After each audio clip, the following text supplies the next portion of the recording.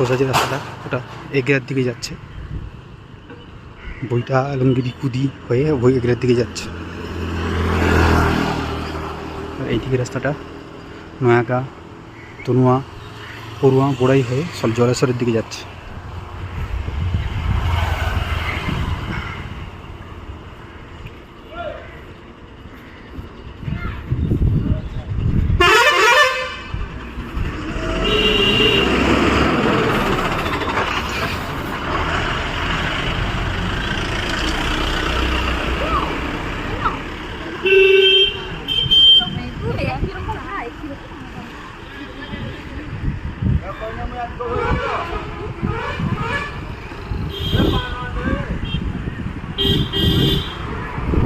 আছে মনপুর লস্যি সেন্টার, মোহনপুর কালী মন্দির।